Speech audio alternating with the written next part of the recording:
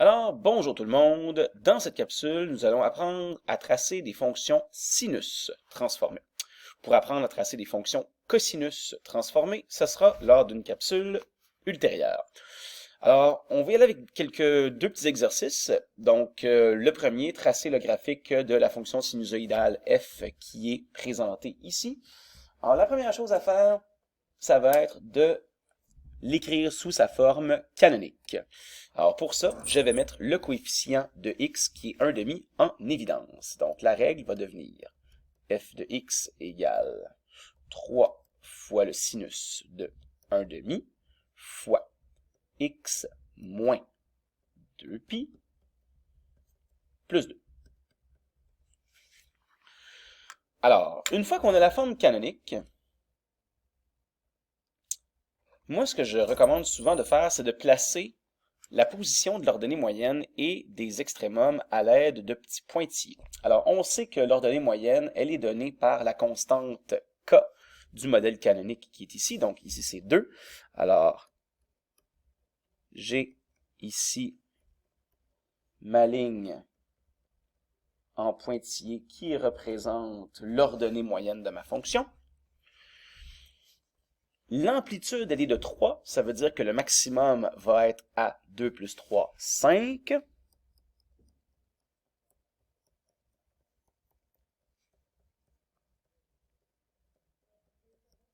Et le minimum va être à 2 moins 3, c'est-à-dire moins 1. Comme c'est ici.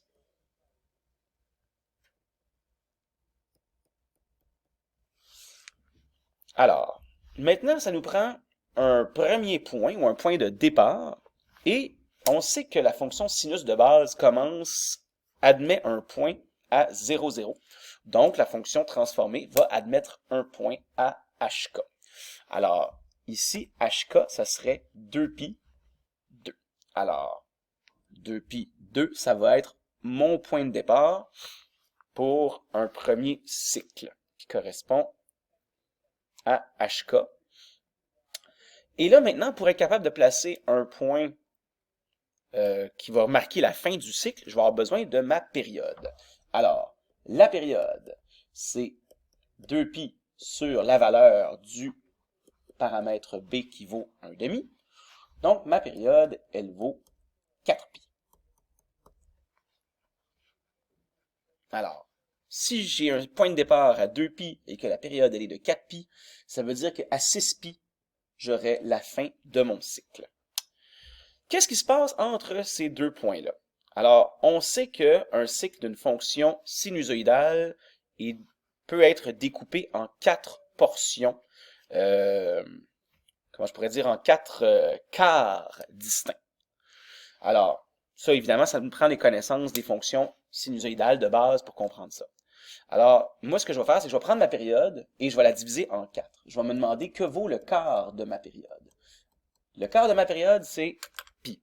Alors, ça veut dire qu'à chaque fois que j'avance de pi, je passe de l'ordonnée moyenne à un extrémum ou d'un extrémum à l'ordonnée moyenne.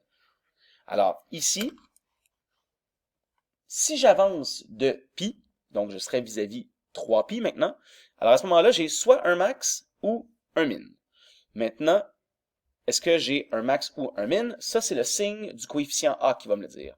Le coefficient a est positif, ça veut dire que ma fonction n'a pas subi de symétrie par rapport à la fonction de base, donc ça suit le modèle de la fonction de base.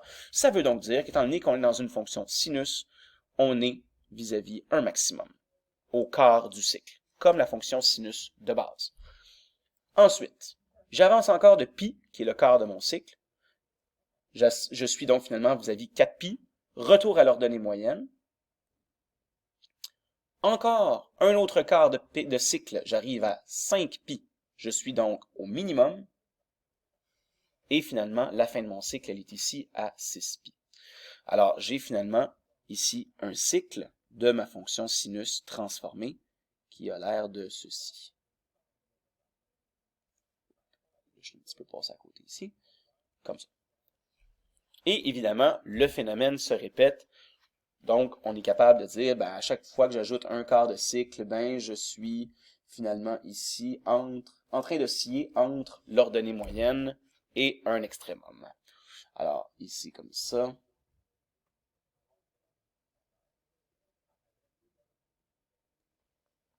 Et évidemment, on peut continuer dans l'autre sens aussi. Alors, ça peut avoir l'air de ceci si je complète le dessin sur la plage de graphique que j'ai.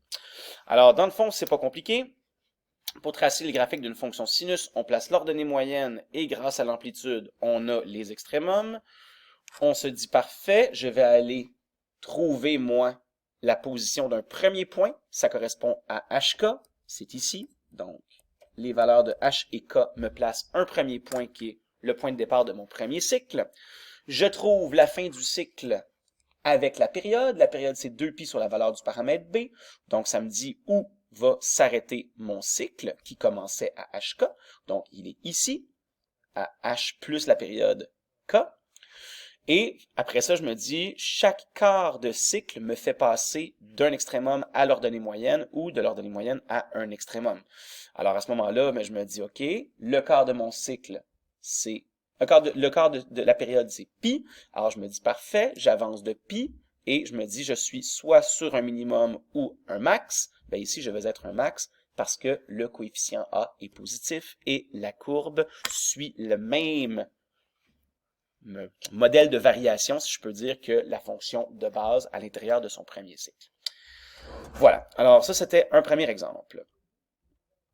Un deuxième exemple d'une fonction sinus transformée. Alors, j'ai celle-ci. G de x qui est égal à sinus de moins x moins pi sur 2 moins 1/2. Je vais la mettre sous forme canonique. Donc, pour ça, je vais mettre le coefficient de x en évidence.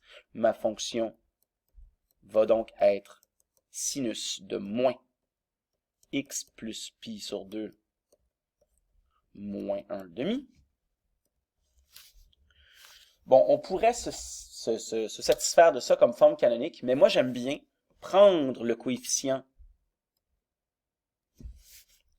en fait, le coefficient qui vaut moins 1 ici, ou du moins le signe de ce coefficient-là, et l'emmener devant, grâce à une propriété des sinus qu'on a déjà expliquée, qui est celle-ci, que le sinus de moins θ égale l'opposé du sinus de θ. Alors, grâce à cette propriété-là, moi, je vais plutôt écrire la forme canonique de la façon suivante. G de x égale l'opposé du sinus de x moins, excusez-moi, plus pi sur 2 moins 1/2. Bon, moi, je trouve ça plus commode d'avoir ça comme ça. Comme ça, j'admets une seule symétrie par rapport à l'axe des abscisses et non pas plusieurs modèles de croissant, décroissant avec le B positif, le A négatif, ainsi de suite. Là. Je trouve que c'est plus simple de le faire d'un coup comme ça. Alors, mon ordonnée moyenne, c'est la constante K, c'est moins 1/2. Alors, j'ai ici la position de mon ordonnée moyenne. Mon amplitude, c'est la valeur absolue du coefficient A. Alors ici, l'amplitude va être de 1 unité, donc le maximum va être à 1/2.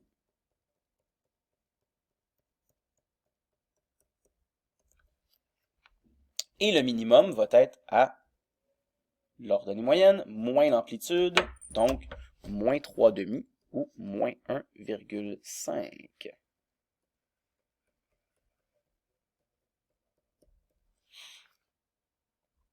Maintenant, je me dis très bien, j'ai comme une espèce de corridor dans lequel va se retrouver ma fonction. Je me dis très bien, j'ai besoin d'un premier point de départ. Donc, encore une fois, comme la fonction de base admet un point à 0, 0, ben, la fonction transformée va admettre un point à hk. Ici, il faut bien garder en tête que h vaut moins pi sur 2. Et k, évidemment, c'est moins 1/2. Alors, je vais changer de couleur ici, tiens. Moins pi sur 2, moins 1/2, c'est ici. C'est mon point de départ. J'ai besoin maintenant de la période pour savoir où va s'arrêter tout ça. La période, c'est 2π sur la valeur du coefficient B qui vaut 1. Alors, à partir de moins pi sur 2, Si j'avance de 2π, j'arrive donc à 3π sur 2. C'est la fin de mon cycle. Très bien, maintenant, donc je sais que entre ces deux points-là, j'ai un cycle. Je vais donc m'intéresser maintenant à que vaut le quart de la période. Le quart de 2π, c'est π sur 2. Ça veut donc dire qu'à chaque fois que j'avance de π sur 2, je passe de l'ordonnée moyenne à un extrémum ou d'un extrémum à l'ordonnée moyenne. Donc, très bien. À partir de moins π sur 2, j'avance de π sur 2. J'arrive donc à l'abscisse 0. C'est le premier quart de mon cycle. Est-ce que j'ai un max ou un min? Là, maintenant, c'est le signe du coefficient A qui va me le dire. Le signe du coefficient A dans ce modèle-là ici que j'ai, comment je pourrais dire, simplifié au maximum. Alors, le coefficient A est négatif, donc au lieu de s'en aller en croissance comme la fonction de base, il y a donc une symétrie selon l'axe des abscisses, ce qui veut donc dire qu'elle va, dans son premier quart de cycle, se diriger vers une valeur minimale. Ensuite, deuxième quart de cycle, j'avance donc de π sur 2, je suis vis-à-vis l'abscisse π sur 2, là mon sinus va être en croissance, on retourne à l'ordonnée moyenne, j'avance d'un troisième quart de cycle, donc je suis vis-à-vis π, ma fonction admet une valeur maximale, et finalement, après le dernier quart de mon cycle, on est retourné à l'ordonnée moyenne, ce qui nous fait un cycle complet, qui a l'air à peu près de ceci.